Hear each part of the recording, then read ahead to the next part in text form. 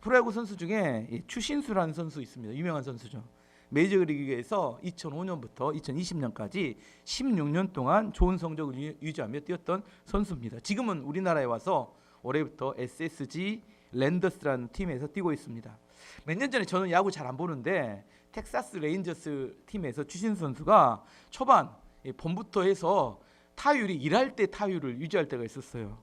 그래서 제가 속으로 생각했습니다. 아, 이제 이 선수는 전성기가 끝났는갑다, 그런 생각을 했습니다. 그런데 여름이 지나면서 또 성적이 쭉 올라오면서 가을이 되니까 해년마다 평균 한 2할 6푼 정도 치는데 그 정도 성적에 또 홈런이 20개가 넘는 성적을 내는 걸 보면서 역시 추신수는 추신수구나, 그런 생각을 했습니다. 추신수 선수가 슬럼프에 빠졌을 때 이겨내는 것처럼 사실 모든 선수가 슬럼프를 이겨내는 건 아닙니다. 강정호 선수는 슬럼프에 빠졌을 때 음주운전을 하다가 야구 인생이 그대로 끝났습니다.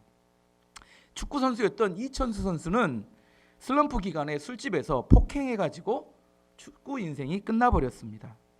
그 선수가 얼마나 좋은 선수냐는 잘할 때보다 더 중요한 것은 슬럼프에 빠졌을 때 얼마나 자신을 잘 관리하느냐에 달려있다고 생각해도 틀리지 않습니다. 왜냐하면 우리는 살다 보면 누구나 슬럼프에 빠질 수 있기 때문입니다. 이전까지는 너무 쉽게 잘했었는데 어느 순간 갑자기 잘 안 되는 때가 있습니다. 개선해 보려고 발버둥을 칩니다. 근데 이상하게 개선이 안 돼요. 노력을 다하고 최선을 다하지만 성적도 나오지 않고 그 전에 맺었던 열매처럼 열매가 잘 맺히지 않습니다. 그러면 사람이 갑자기 자신감이 뚝 떨어지게 되고 결국은 포기하고 싶은 마음이 들어집니다. 그게 슬럼프라고 합니다. 오늘 주제는 어떻게 하면 슬럼프에서 빨리 벗어날 수 있을 것인가, 오늘 세 가지에 대해서 나누려고 합니다. 첫 번째 주제는 뭐냐면 나의 잘못을 인정하라 합니다. 우리가 만성적인 슬럼프, 어떤 사람은 슬럼프가 잠시인데 어떤 사람은 몇 년씩 슬럼프라고 이야기합니다. 그 슬럼프인지 삶인지 좀 구분이 안 되는데 어쨌든 만성적인 슬럼프에 빠졌을 때 그 이유 중에 하나는 죄가 있다고 성경은 말합니다. 오늘 14절 15절 말씀 보면 우리 각 사람이 시험을 받는 것은 자기 욕심에 끌려 미혹됨이니 욕심이 잉태한 즉 죄를 낳고 죄가 장성한 즉 사망을 낳느니라. 우리가 계속해서 시험에 빠지는 이유가 뭐냐, 그 원인은 뭐라고 하냐면 자기 욕심이다. 오늘 성경은 그렇게 말합니다. 우리 마음속에 욕심이 있어요. 잘 감춰놨는데 어느 날 마귀가 미끼를 던집니다. 오늘 여기서 미혹이란 말이 미끼라는 단어하고 똑같아요. 제가 항상 예를 듭니다. 이거 들 때마다 하는데 낚시꾼이 낚시하는 예를 듭니다. 지렁이, 물고기는 지렁이를 매우 좋아합니다. 우리는 지렁이에 감동을 안 하지만 물고기가 지렁이를 보면 어떻게 돼요? 먹음직도 하고 보암직도 하고 마음에 먹고 싶어서 감동이 됩니다. 물고기가 물속에 있는데 어느 날 지렁이 한 마리가 이렇게 왔다 갔다 해요. 원래 지렁이는 땅에 숨어 있어야 되는데 갑자기 물속에 붕 떠 있는 지렁이가 있습니다. 그걸 보고 매력을 느껴요. 뭐 하고 싶어요? 먹고 싶습니다. 근데 뭐가 있어요? 지렁이는 갈고리가 꿰어져 있고 갈고리는 줄이 연결되어 있고 줄은 막대기 연결되어 있고 막대기 끝에는 아저씨가 웃고 계시고, 그리고 지렁이를 덥석 무는 순간 어떻게 돼요? 몸이 공중에 붕 떠오릅니다. 그리고 아저씨 옆에 있는 냄비, 뜨거운 물이 끓고 있는 냄비로 훅 들어가요. 그래서 매운탕이 됩니다. 이 모든 시작의 과정은 먹지 말아야 될 것에 대한 욕심에서 시작됩니다. 우리가 슬럼프에 빠졌을 때 가장 먼저 점검해야 봐야 되는 것이 우리 안에 있는 죄가 있는지를 살펴보아야 합니다. 하나님께서 하지 말라고 했는데 내가 했던 것들, 하나님이 하라고 했는 것들에 대해서 내가 순종하지 않고 거부했던 것들을 돌아봐야 합니다. 슬럼프에서 빠져나오기 위해서 가장 첫 번째 우선적으로 해야 되는 것은 자기 잘못을 인정하고 발견하고 인정해야 합니다. 요한일서 1장 9절이 이렇게 말합니다. 만일 우리가 우리 죄를 자백하면 그는 미쁘시고 의로사 우리 죄를 사하시며 우리를 모든 불의에서 깨끗하게 하실 것이요. 성경에서 죄가 사함받는 유일한 비결은 뭐냐면 회개하는 것이라고 말합니다. 그런데 만약 우리가 우리 죄를 회개하지 않으면 어떤 일이 벌어질까요? 죄를 회개하지 않으면 반드시 나타나는 현상이 그 죄의 책임을 누군가에게 전가하게 됩니다. 아담이 하와와 함께 선악과를 먹었어요. 그래서 하나님께서 아담을 찾아갔습니다. 야, 왜 선악과를 먹었어? 이렇게 물어봤습니다. 그때 아담이 뭐라고요? 하나님이 주신 저 여자가 먹으라고 해서 먹었습니다. 남자가 초라하죠. 누구 책임을 물어요? 여자에게 책임을 묻는 거죠. 자기에게 정직하게 죄가 있음을 인정하고 그걸 받아들이고 회개했으면 되는데 책임을 전가하게 되니까 나중에 에덴 동산에서 쫓겨나게 됐습니다. 남서울교회 서울의 유명한 목사님이죠. 홍정길 목사님이 그 아버님이 광주 제1교회 장로님이십니다. 지금은 은퇴하셨죠. 이 홍정길 목사님이 목사가 되겠다고 오시니까 내가 목사가 된다고 하니까 영적 지도자에게 꼭 필요한 두 가지 말을 내가 가르쳐주고 싶다. 아버지가 하시는 말입니다. 내가 장로로서 30년 동안 교회 봉직하면서 여러 훌륭한 목사님들을 섬겼는데 부족한 것이 있더라. 근데 딱 두 가지 말을 못 하더라. 그 두 가지 말을 할 수 있으면 내가 훌륭한 목사가 될 것 같다. 첫 번째는 감사합니다. 두 번째는 잘못했습니다. 이것을 반드시 잘해야 한다. 이렇게 말씀하셨다는 겁니다. 두 가지 말 중에 어느 게 더 쉬울까요? 감사합니다 하고 잘못했습니다. 감사합니다 훨씬 쉽잖아요. 더 하기 힘든 것은 잘못했습니다. 근데 잘못했을 때 잘못했습니다 하면 그때로 문제가 끝납니다. 근데 잘못했는데 계속해서 변명하고 이유를 대다 보면 어려움이 점점점 가중됩니다. 홍정일 목사님이 이제 교회 개척 당시 초기에 레위기 설교를 하시는데 성경에 소화라는 단어가 나왔어요. 원래 본문의 의미는 뭐였냐면 불러 태우다 그래요. 소화. 불러 태우는 제사를 소화라고 했는데 설교를 뭐라고 했냐면 밥 먹고 소화시키다 이렇게 해석해서 설교를 하셨다는 겁니다. 설교 끝나고 났는데 부목사가 찾아왔어요. 목사님 잘못된 것 같습니다. 그 이야기를 듣고 한 주가 지나서 다음 주일날 똑같은 본문에 다시 설교를 하셨어요. 이야기합니다. 제가 개척교회를 하다 보니까 이리 뛰고 저리 뛰다 보니까 설교를 제대로 준비를 못해서 본문 해석을 잘못했습니다. 그리고 다시 설교를 하셨대요. 성도들이 그 목사님이 잘못 설교했다고 무시한 사람도 아무도 없었고 무식하다고 무식한 목사라고 이야기한 사람도 없었고 오히려 더 좋아하더랍니다. 이것을 인격이라고 합니다. 우리가 틀릴 수 있으면 살다 보면 틀릴 수 있잖아요. 그러면 어떻게 하면 돼요? 틀리면 잘못했습니다. 인정하면 됩니다. 근데 그것을 포장하려고 하다 보니까 누군가에게 반드시 책임을 전가합니다. 그러면 슬럼프에서 빠져나오지 못하고 인생이 어렵게 됩니다. 항상 문제의 원인을 다른 사람에게서 찾기 때문입니다. 누구 때문에 내 인생이 이렇게 되었다. 항상 하는 이야기입니다. 누구 때문에 내가 실패하게 되었다. 내 안에서 문제점을 찾으면 나 자신을 고치게 되고 내가 성장하고 자라게 되는데 남 탓을 하게 되면 항상 제자리에서 슬럼프에서 벗어나지 못하게 됩니다. 이런 말이 있습니다. 내가 잘못을 인정하면 회개가 됩니다. 남이 내 잘못을 지적하면 비난이 됩니다. 하나님이 내 잘못을 지적하면 심판이 돼요. 잘 생각해 보세요. 내가 내 잘못을 지적하면 인정하면 회개가 됩니다. 남이 지적하면 비난이 돼요. 하나님이 지적하면 심판이 돼요. 내가 내 잘못을 인정하고 회개하면 비난도 없고 심판도 없습니다. 하지만 내가 내 잘못을 인정하지 않으면 비난과 심판이 오게 되는 것입니다. 다윗이 우리아의 아내 밧세바를 간음하죠. 그다음에 그것을 감추기 위해서 우리아를 죽입니다. 오랫동안 잘 숨겨놨어요. 근데 어느 날 나단이라는 선지자가 찾아와서 당신은 간음자이고 살인자입니다. 이렇게 지적을 했어요. 그랬더니 다윗은 아무런 변명하지 않고 인정합니다. 내가 죄인이라는 사실을 인정합니다. 이게 우리 성경에 기록됐으니까 쉬울 것 같죠. 왕이 인정하는 건 쉽지 않습니다. 다윗이 변명하려면 얼마나 변명할 수 있어요. 제가 다윗의 변명을 생각해봤습니다. 어떤 변명을 했을까? 나는 그럴 생각이 전혀 없었는데 밧세바가 나를 유혹하려고 그날 저녁에 옷 벗고 목욕했다. 내가 한 게 아니라 그 옷 벗고 목욕한 여자가 잘못이다.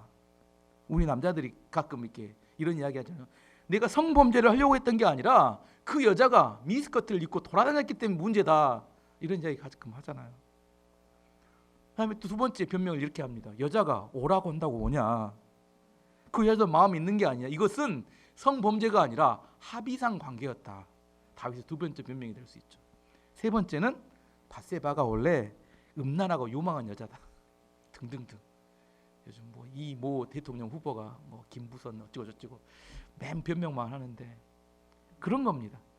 자기 안에 있었던 일에 대해서 정직하게 인정하면 되는데 계속해서 누군가 책임을 전가하고 비난한다는 거예요. 다윗은 아담처럼 책임을 전가하지 않았습니다. 그랬기 때문에 다윗은 하나님 앞에 그 잘못을 인정했기 때문에 아담은 에덴 동산에 쫓겨났지만 다윗은 죄 용서함을 받고 왕위가 계속해서 보존될 수 있었고 하나님이 그의 왕위를 지켜주셨습니다. 다윗이 용서함을 받은 다음에 시편에 이런 고백을 합니다. 시편 32편 5절에서 7절까지 다윗이 죄 용서함을 받은 다음에 하는 고백입니다. 내가 이르기를 내 허물을 여호와께 자복하리라 하고 주께 내 죄를 아뢰고 내 죄악을 숨기지 아니하였더니 곧 주께서 내 죄악을 사하셨도다. 이로 말미암아 모든 경건한 자는 주를 만날 기회를 얻어서 하나님을 만나게 되면 주께 기도할지라 진실로 홍수가 범람할지라도 그에게 미치지 못하리라. 7절 말씀.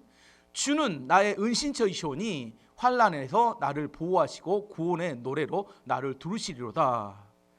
죄를 하나님께 고백했더니 오히려 홍수가 범람해도 하나님 나를 보호하시게 되고 하나님은 나의 은신처가 되고 나를 지키시는 분이 하나님이 되었다. 다윗이 죄를 회개하고 난 다음에 하나님께 드렸던 믿음의 찬양이자 고백이 되었습니다. 우리 안에서 슬럼프에서 빠져나오기 위한 첫 번째는 뭐냐면 내 잘못을 발견하고 인정하는 것이 가장 빨리 벗어나는 길입니다. 첫 번째입니다. 두 번째는 하나님과의 관계를 회복해야 합니다. 만성 슬럼프에서 빠졌던 사람들이 회복하는 두 번째 방법은 하나님과의 관계를 빨리 회복해야 합니다. 우리 16절, 17절 말씀 보면 내 사랑하는 형제들아 속지 말라. 온갖 좋은 은사와 온전한 선물이 다 위로부터 빛들의 아버지께로부터 내려오나니 그는 변함도 없으시고 회전하는 그림자도 없으시니라. 마귀는 우리에게 죄의 비전을 줍니다. 죄의 비전. 이 죄의 비전에 속지 말아야 합니다. 마귀는 이렇게 이야기해요. 그 죄를 짓게 되면 죄가 우리의 원하는 것을 들어줘서 우리가 행복할 수 있다. 이렇게 죄에 대한 비전을 줍니다. 하지만 이게 거짓말입니다.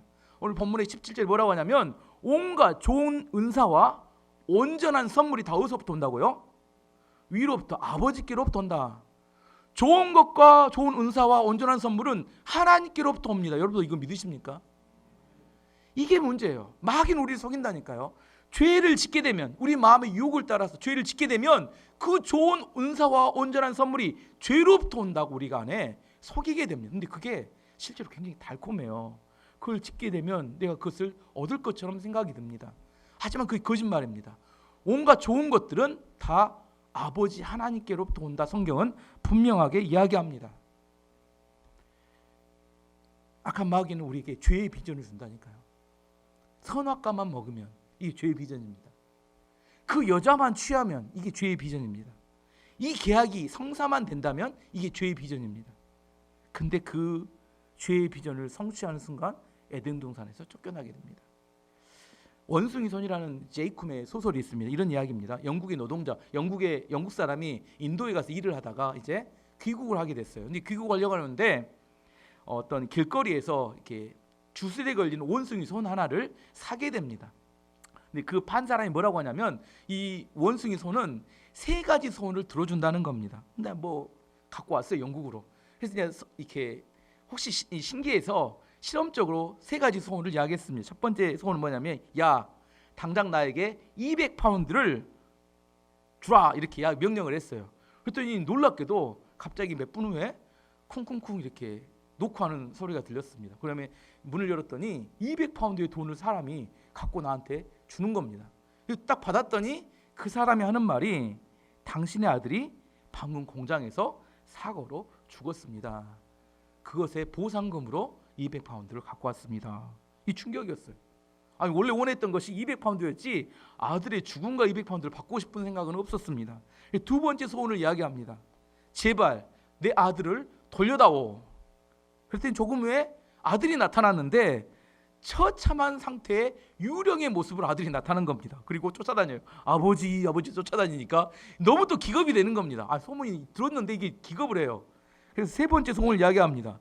제발 저 유령 좀 없애다오. 유령이 없어졌어요. 소원은 다 이루어졌어요. 이 죄의 비전이 이루어졌습니다. 근데 뭐만 없어졌어요? 아들만 잃어버렸어요. 이게 마귀가 주는 죄의 비전입니다. 우리에게 뭔가를 줄 것 같잖아요. 한 가지를 줄 것 같아요. 그런데 여러 가지를 다 뺏어가 버리고 맙니다. 마귀가 주는 죄의 비전은 우리 안에 뭘 달콤하게 줄 것 같지만 그걸 붙잡는 그 순간 우리가 가지고 있던 에덴 동산이 사라져 버리고 마는 겁니다. 잠언 10장 22절이 이렇게 말합니다. 여호와께서 주시는 복은 사람을 부하게 하고 근심을 겸하여 주시지 아니하시느니라. 하나님께서 주시는 복은 뭐냐면 근심을 겸하여 주는 복이 없습니다. 하나님 주시는 것은 부작용이 없어요. 근데 내가 뭔가를 얻었는데 근심이 자꾸 늘어납니다. 그러면 하나님 주신 것이 아닐 가능성이 많다는 겁니다. 그것을 취했는데 평안이 없습니다. 그리고 불안하고 두려운 마음만 늘어나. 이게 마귀가 주는 죄의 비전이고 그걸 취했을 때 우리가 얻어지는 겁니다. 우리가 슬럼프에 빠졌을 때 반드시 점검해야 되는 것은 내가 하나님과 잘 연결되어 있는가 합니다. 우리 전자제품이 갑자기 이렇게 작동을 안 하잖아요.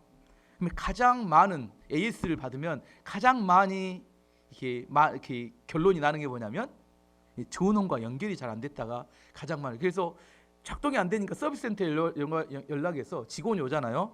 직원이 가장 먼저 뭐 하냐면 이 콘덴서에 플러그 꼽아졌는 거 확인한대요. 그리고 이제 잘 연결이 이게 넣는데 그럼 잘 연결되게 닦고 다시 연결하면 작동되는 경우가 가장 많다고 합니다. 여러분도 뭐 고장 나면 누구 먼저 부르지 마시고 뭐부터 하라고요?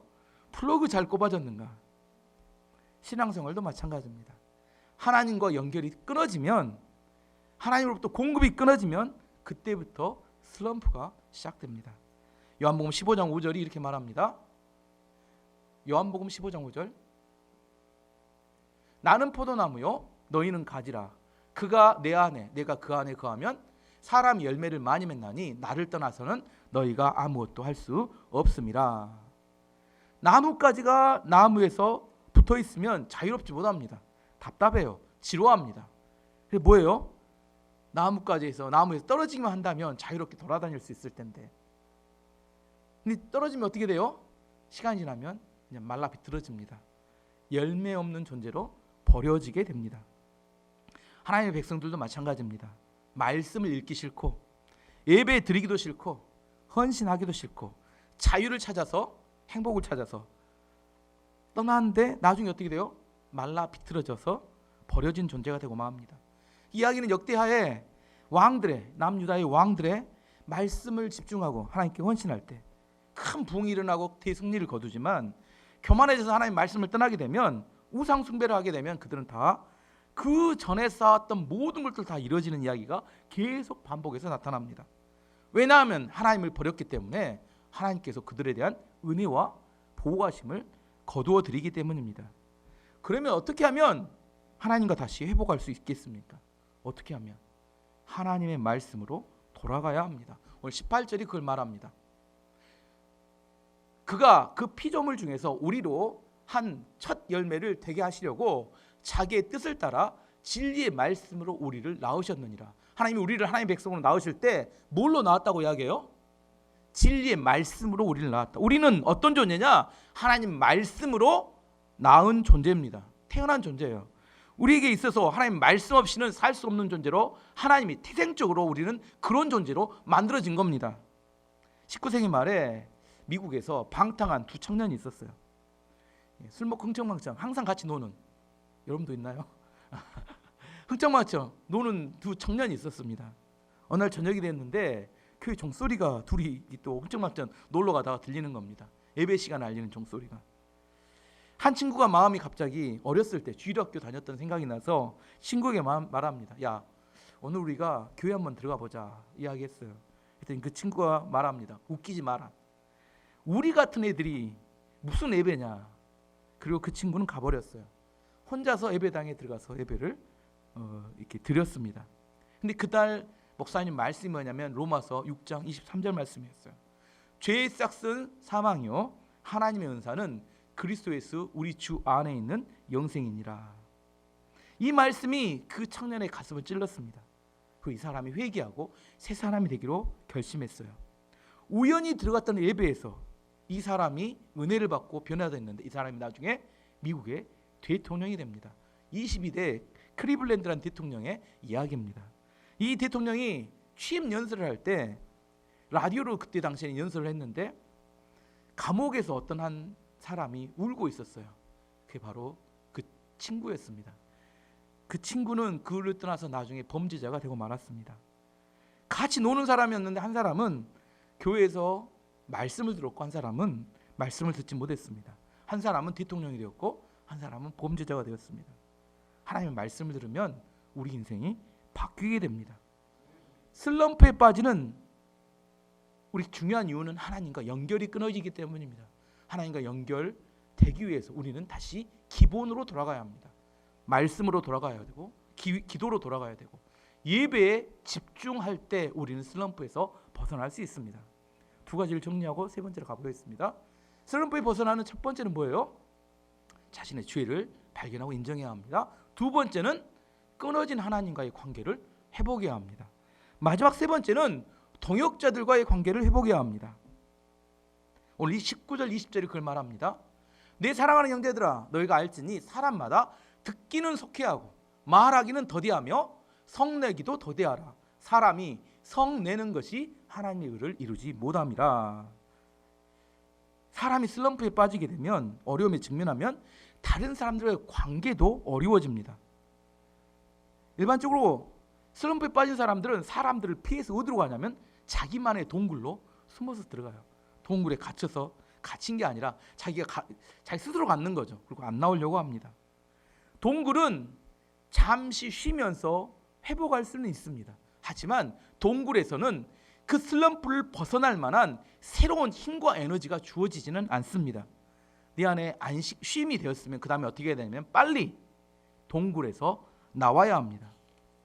동굴에 있는 동안이 길어지고 오래되면 만성 슬럼프에 빠지게 되고 결국 그 인생 자체가 실패한 인생으로 전락하고 맙니다.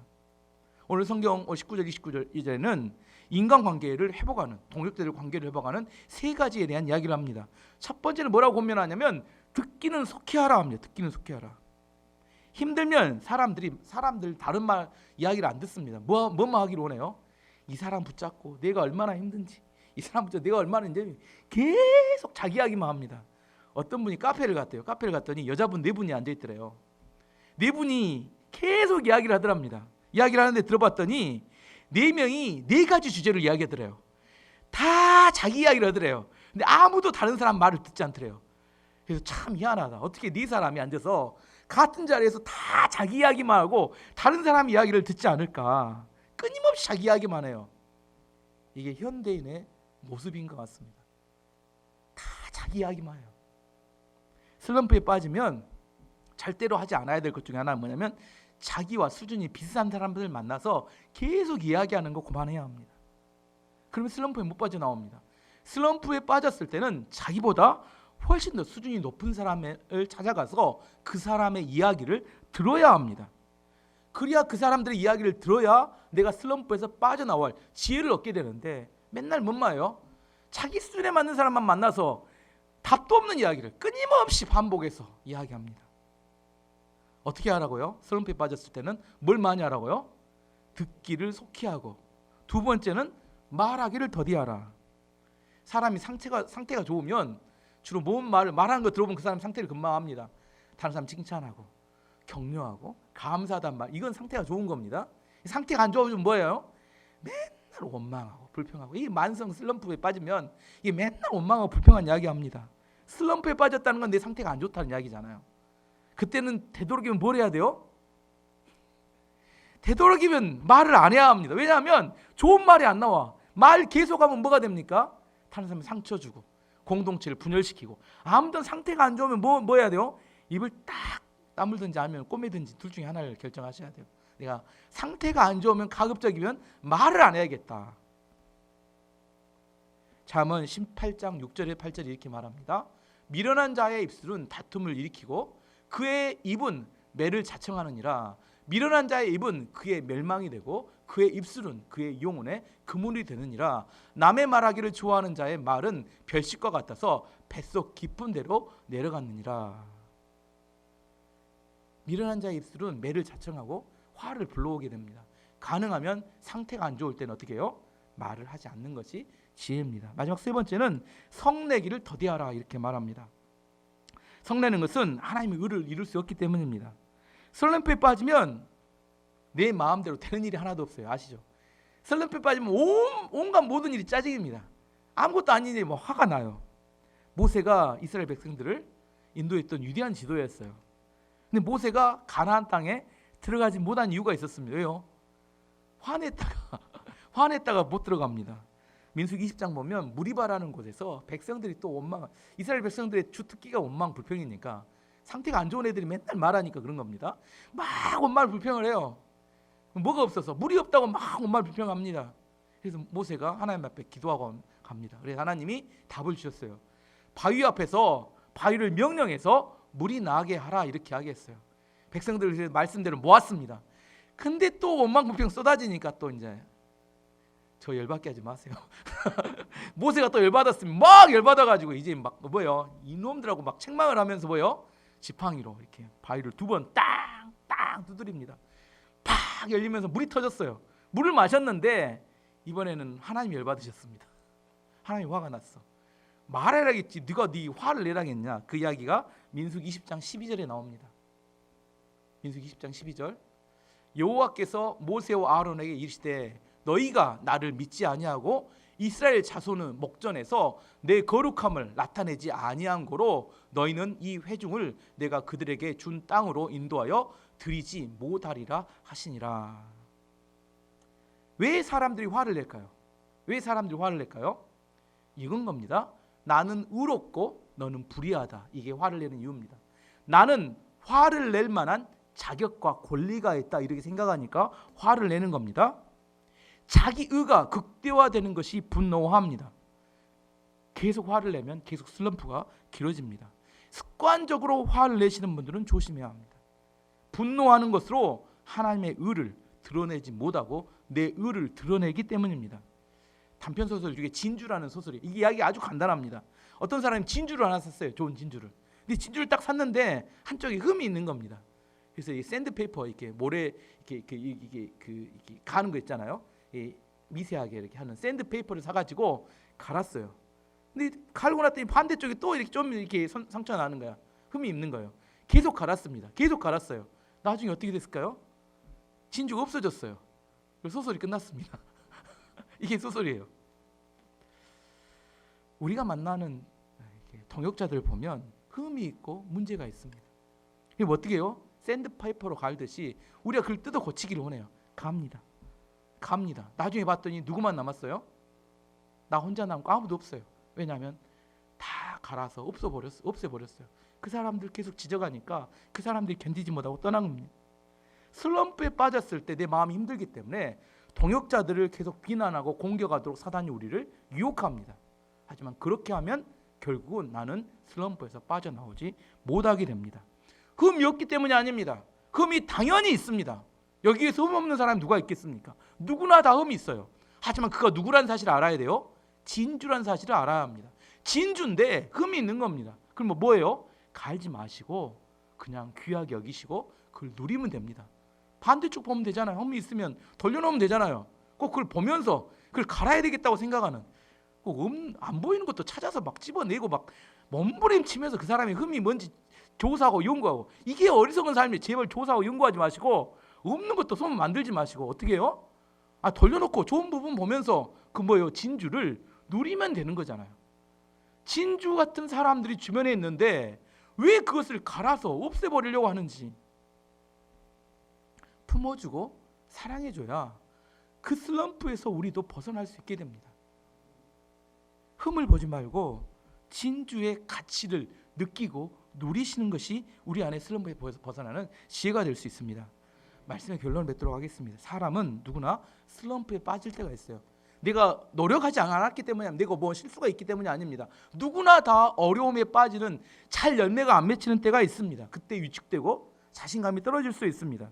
그걸 길게 가지 않게 하는 세 가지 방법은, 첫 번째는 자신의 죄를 인정해야 합니다. 아니라고 부인하지 마시고, 두 번째는 하나님과 연결되는 기본으로 말씀과 기도와 예배로 돌아가야 합니다. 세 번째는 동굴을 나와서 동역자들과의 관계를 회복해야 합니다. 날씨가 추워지니까 마음도 추워지면 안 됩니다. 마음은 따뜻하게, 슬럼프에 빠지지 마시고 하나님과 연결되어서 슬럼프를 잘 이기시고, 어떻게 해요? 싱싱한, 뭐라고요? 싱싱하고 에너지가 흘러넘치는 믿음의 성도님 되시길 축원합니다. 지금 같이 함께 기도하겠습니다.